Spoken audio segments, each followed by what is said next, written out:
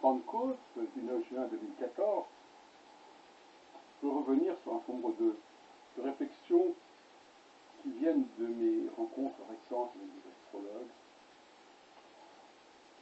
Et je m'aperçois que lorsqu'on demande à des astrologues de parler d'astrologie, la qualité de leur communication laisse beaucoup à désirer. Et notamment, on voit qu'elle n'est absolument pas adaptée au dialogue avec des gens qui ne sont pas astrologues. Mais je voudrais aborder deux questions que j'ai discutées récemment. D'abord, premièrement, le problème de la divination. Alors, c'est très, on nous dit toujours, mais ce qu'on dit aux apprentis astrologues, surtout l'astrologie n'est pas de la divination, n'est pas un art divinatoire. Hein. Et alors, l'élève répète comme un perroquet, l'astrologie n'est pas la divination, n'est pas un art divinatoire. Sans très bien d'ailleurs prendre la peine de définir ce qu'on entend par divination. Alors, quand on creuse un petit peu, il semblerait que dès qu'on parle de d'avenir, on est dans la divination, dès qu'on donne des dates, on est dans la divination. Ben, pas forcément. Et inversement, quand on fait de l'astropsychologie et qu'on essaye d'expliquer aux gens que dans leur thème natal, ils devaient faire ceci, cela, et que ça s'est réalisé, moi je trouve qu'on est dans la divination. Donc finalement, on emploie des termes sans les définir, avec une idée comme ça très vague du mot, et de son retentissement psychique. Alors c'est très important, le retentissement psychique. Par-delà la question scientifique, on a la question du retentissement, de l'image, de la répercussion du mot, hein, dans la sémantique ordinaire. Ce n'est pas très sérieux. Alors je ne vais pas insister trop longtemps là-dessus, j'en ai déjà parlé, mais l'astrologie peut être prévisionnelle sans être divinatoire, et elle peut être divinatoire sans être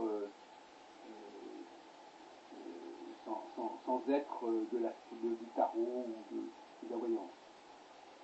Les frontières ne sont pas de cet ordre-là.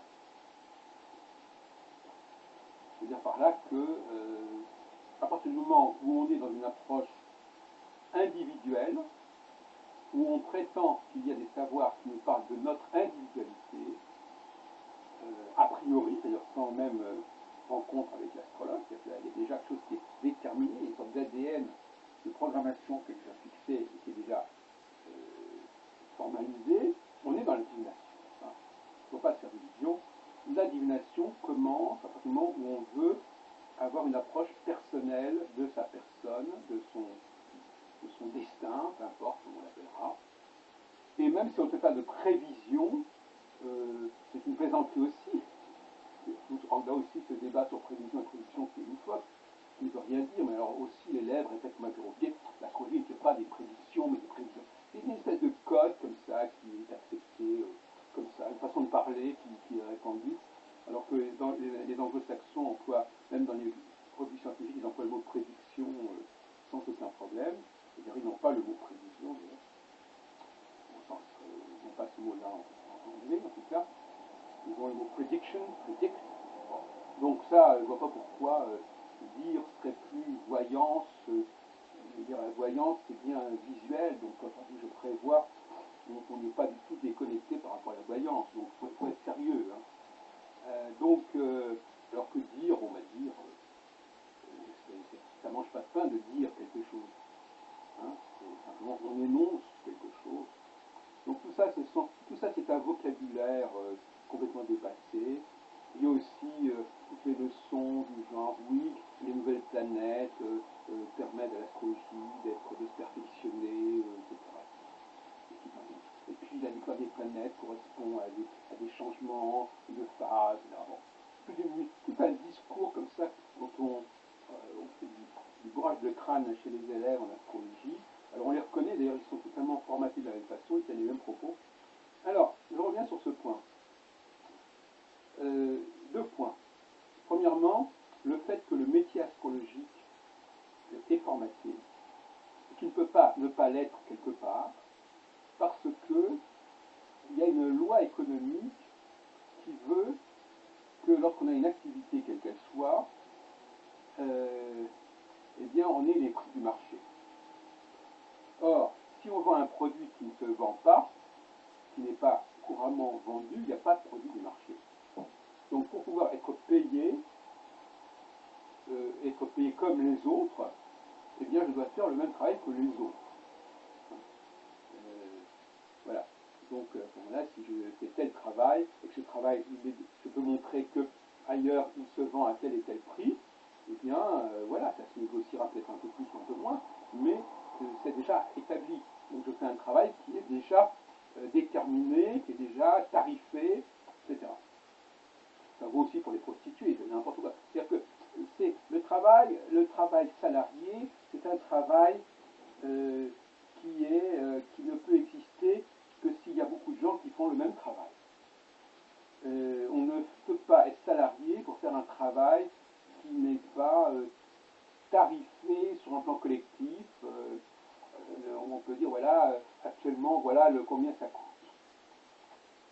Donc quand on n'est pas capable de dire que le travail qu'on fait, il coûte tant parce que X nombre de personnes font le même travail, eh bien, on ne peut pas se faire payer. C'est pour ça que parfois il vaut mieux être dans un domaine où il y a plusieurs personnes qui font le même travail, parce que comme ça, on peut déterminer un prix.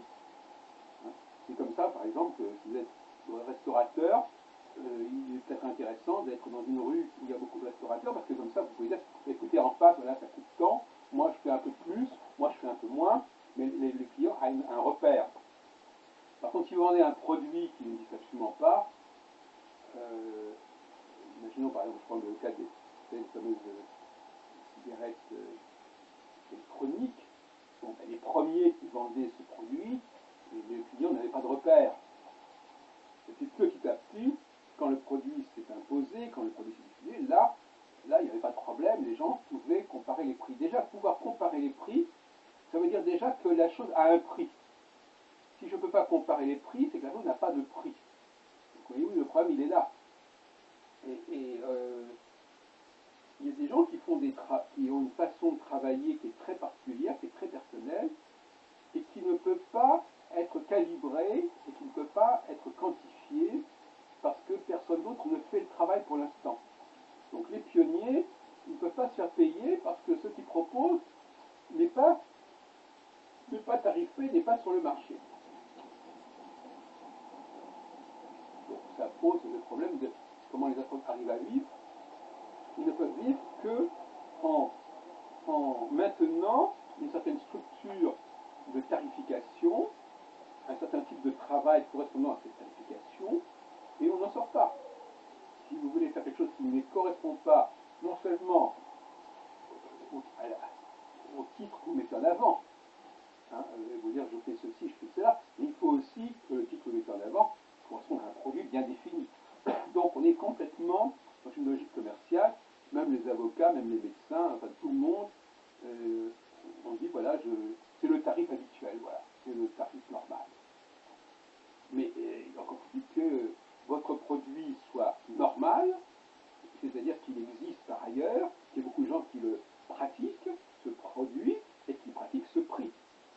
C'est bien beaucoup plus simple quand les gens, vous faites un travail dans un domaine où il y a des gens qui travaillent de la même façon que vous et qui pratiquent un certain prix, vous pouvez facilement vous faire payer.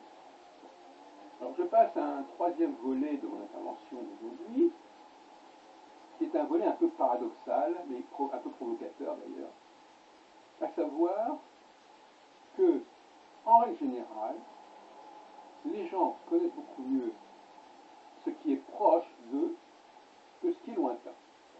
C'est logique. Et donc, ils peuvent vous parler pendant des heures de leur personne, de leur vie, mais si vous leur demandez qu'est-ce que c'est qu'être français, qu'est-ce que c'est qu'être juif, qu'est-ce que c'est qu'être un homme, qu'est-ce que c'est qu'être une femme, qu'est-ce que c'est qu'être européen, etc., etc., ils ne peuvent pas vous répondre. C'est-à-dire qu'en fin de compte, le paradoxe, et ça revient un peu à ce que j'ai dit tout à l'heure, le paradoxe, c'est que sur des questions aussi simples, eh bien, par exemple, si je demande à quelqu'un qu'est-ce que c'est qu'une femme, moi je ne sais pas ce que c'est qu'une femme. Ah, même à une femme, lui demander qu'est-ce que c'est qu'une femme, je ne sais pas. Par contre, qui êtes-vous, vous, madame machin? Ah ah oui, moi, madame machin, elle sait qui elle est. Mais elle ne sait pas ce que c'est qu'une femme. Elle ne peut pas vous définir comment se comportent les femmes, et puis il ne faut pas généraliser, n'est-ce pas, surtout pas. Et donc, on ne sait pas. Alors moi, je dis que dans bien des cas, ce dont les gens ont besoin, ce n'est pas l'étude de leur personnalité, l'étude de leur particularité, qu'ils connaissent bien, qui leur est familière, mais au contraire, l'étude du groupe auquel ils appartiennent, la connaissance de la culture, de l'identité est importante. Quelqu'un peut connaître son petit quartier parisien, mais ne pas connaître Paris. Et donc finalement, il y a là un créneau que je suggère, qui est un créneau assez étonnant, qui est d'apprendre à savoir qui on est, à quel groupe on appartient. C'est toujours la question de l'appartenance, quand on parle de l'appartenance économique, c'est-à-dire que je ne peux fonctionner économiquement que si j'appartiens à une catégorie qui a des prix et qui a des produits. Et bien là encore aussi, dans la vie, on ne peut pas simplement se dire moi je me connais.